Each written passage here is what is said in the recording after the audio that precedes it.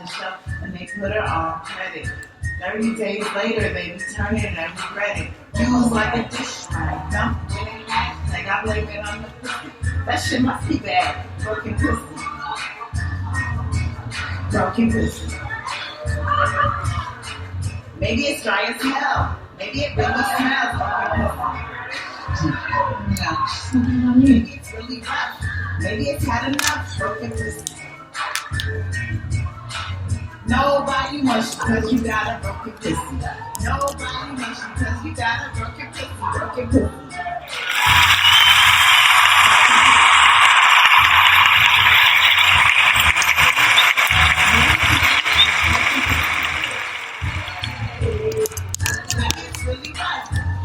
Broken pussy. Everybody's talking about the season finale of Insecure. Welcome to the latest episode of the Black Buddha Podcast. I am your host, Busy J, hitting up on the ones and twos. Hope everybody had a great Thanksgiving. Hope everybody had a great holiday weekend. But we're here to talk all things Insecure. Nothing has divided the community, the culture, more so than the finale of Insecure.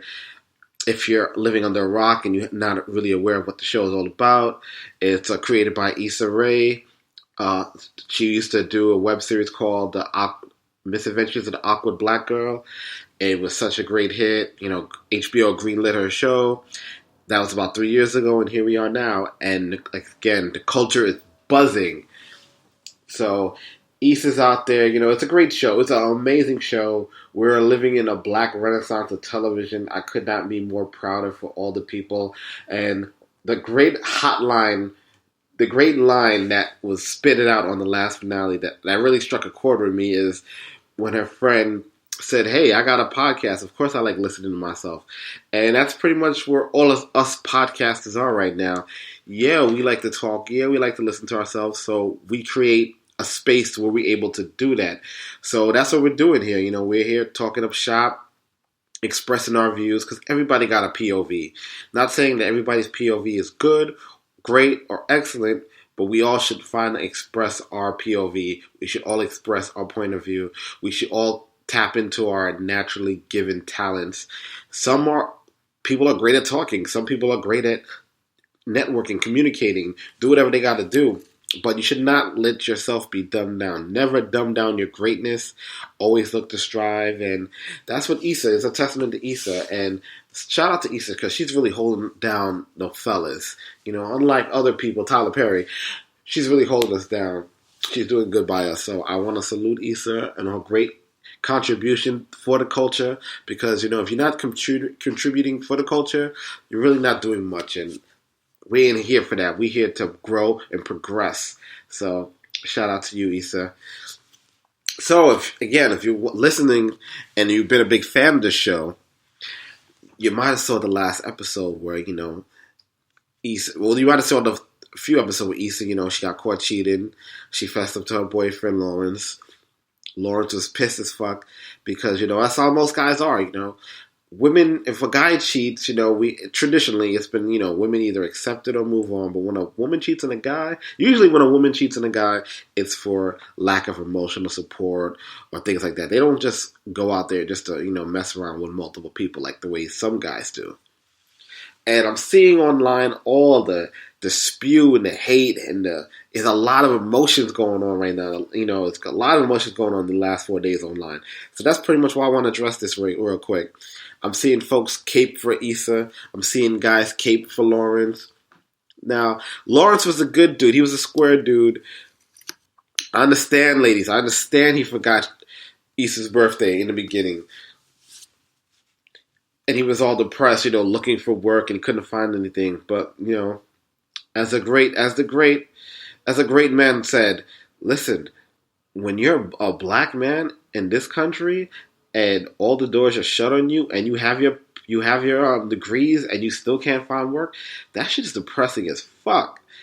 Not only is it depressing, but it just, you know, you can't love yourself. You gotta love yourself before you love anybody else, number one. So if he's out there stressing that, you know, he can't find work, he can't provide, you know, what is he to do? And yes, I understand, you know, he forgot the birthday and he was doing all that. And Issa wasn't happy about it, but again, he is trying to get himself together.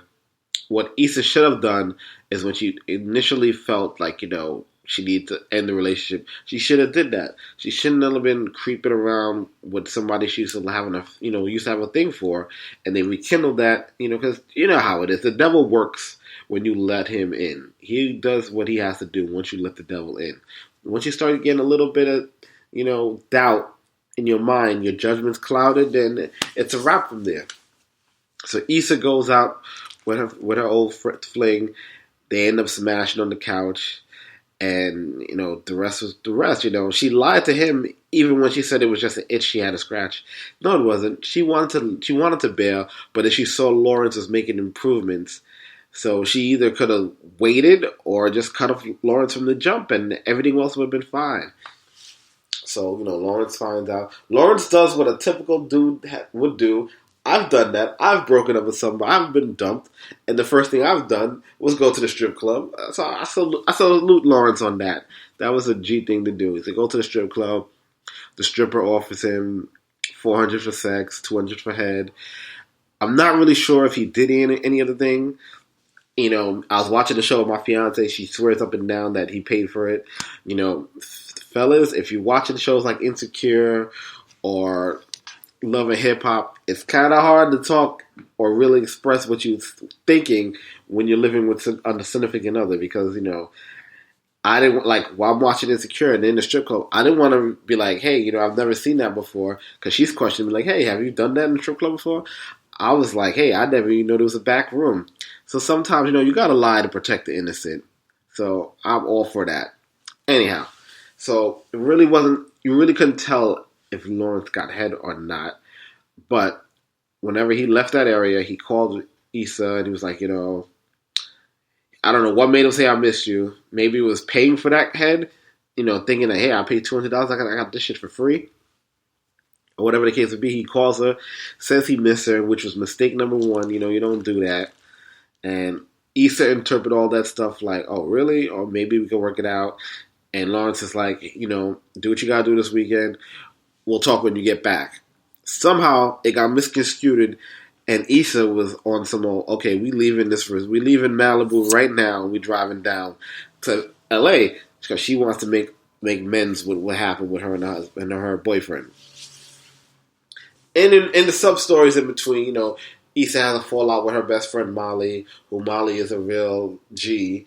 I appreciate it because she's somebody, and she's an example of what a lot of African Americans have to deal with in terms of work, where you have to have that on and off switch because we have to conform in corporate America. So she's the hood chick who doesn't act hood at work, where she's all about her business at work. She'll tote that corporate America line, and she's a big boss. As Issa, she got her degree and she's struggling with her job that she's not really too happy about, and she doesn't want to express herself too much, even though it would be good and beneficial for her to do that at work because she seems like to be the one that has all the creative ideas. Anyway, so her and Molly have a big fallout because they pretty much told each other off, and I kind of, I felt bad about that because Issa was being a real friend telling Molly, maybe you need to see a therapist. And that's something in the black communities we do not address. I'm going to address it later in a special issue, but mental health is real. You see what's going on with Kanye? Kanye's a bloody mess right now. Why? Because he probably has no one to talk to and he doesn't have an outlet. And, I'm not saying that everybody's your friend, but you should have at least that one friend where you have no problem sharing anything with. We all need, we all need an outlet. The world, life is tough, man. Life will kick your ass and chew you up and all kind of stuff. And we all have a lot of things mentally that, we need to talk about and we all need to address. And again, that's something I'm going to address later on down the line. But mental health is real.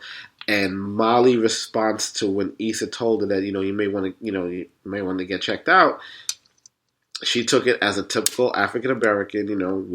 We're taught to be strong. We endured all this stuff from slavery to the Jim Crow to everything else, but we are taught to be strong and not express ourselves. And that's something that's just awful. That's awful advice that's been passed down from generation to generation.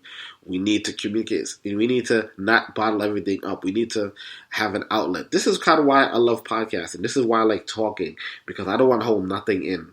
whatever's going on, I want to spit it out, get it off my chest, put it out there in the universe, because you bottle it up too much, it's like being constipated. Eventually, the shit's going to get real. So they had a fallout. They wasn't talking for a while, but once Molly found out that, her and Lawrence, something happened, they had a big fight, she knew what it was about. She came through like a real Jeep comes through in the hand, drove her to LA just to get situated, see what the situation would be. She even prepped her, she was like, hey, practice on me what you're going to say. She screamed out, you fucked up, as I like, hey, the worst case scenario, he's going to do that. And, like I said, Molly was a real friend. So Issa gets back to the apartment, and come to find out, Lawrence takes all his clothes, his laptop. He even took the pillow, even took his favorite pillow, like a real G. That's what's up. And she noticed that he had the Best Buy uniform hanging up in the closet. That was, if you're not familiar with the show, I urge you to go HBO Demand and re-watch those 8 episodes. It's a half an hour long. You could binge watch it in a day if you're really about that life. If not, definitely a week. So the Best Buy uniform's hanging up in the room, and Issa's looking at it, and it symbolizes the struggle that Lawrence is like. He knew he was better than that job, and again, like I said, a lot of black guys, society does not reward the black guy for being ambitious. It does not at all in terms of you're too ambitious, you can't be contained. That's why you look around corporate America, you see a lot of women in higher positions than men. That is why they try to demasculate the African American man. It's sad, and it's been going on for far too long. And I'm glad Lawrence is like, F that job. I'm going to pursue what I want to do in terms of my app, and go from there. So this brings us up to Tasha. Tasha, a very attractive, voluptuous, young, dark-skinned African-American woman. She had her eye on Lawrence for a minute, even though she knew he had a girl. Lawrence was being that good guy. I don't know what happened. Now, hopefully in season 2, they explain it better. But I have a theory. Anyhow, so after Issa sees the Best Buy uniform hanging in the closet, the scene shifts into seeing Lawrence banging the crap out of Tasha. I mean, he had an assed up, face down. It was a beautiful scene. And he was like, just getting all his sexual frustrations out. Because if you go back to episode 1 and 2, Issa was kind of telling Bonnie that, she's sexually frustrated with Lawrence also, that he's too timid in bed. Well, by that scene with Tasha, he was far from timid. So, salute to Lawrence for doing that. He took out his frustration. Issa cheated on him. He didn't cheat on her. He saw an opportunity, and he handled his business. I personally think that he was probably going to go back to Issa, and somehow Tasha probably called. He was like, you know what? I'm gonna smash the homie, and that's what happened. So kudos to him for that. Again, if you have not watched Insecure, check it out. It's a great show. I'm sad that it ended on 8 episodes, but again, we're in the midst of a black renaissance. Between Insecure, Atlanta, Power, Empire. We got more shows coming. BET's reformatting their whole lineup, and they're bringing out some great content next year. So I'm very happy to see where black television is right now, and it's only going to get better because there's so many outlets. We live in a great time where you can express your creativity. If you want to work on something, you don't have to wait for the main media to see it. You can start slow. You can do like Issa. Issa started as being a YouTube sensation. Now look at her. So you don't have to wait for. The gatekeepers are gone. You don't have to wait for the mainstream media. You could do it all on your own, all by yourself. So again, check out Insecure. I'll be back later in the week with another. I just wanted to drop this quick Insecure recap, express my opinions, because I'm seeing everybody, the culture is divided. It's either Team Issa or Team Lawrence. I'm pro Team Black. I'm just happy we having this dialogue. And again, as a real dude, I'm happy for Lawrence. He didn't cheat. He wasn't labeled out here as a bad guy just because he was a nice guy. Nice guys don't have to always finish last. They just need to have a little mean streak in them. So with that said, that's my time. I'll check you guys out later in the week. Peace.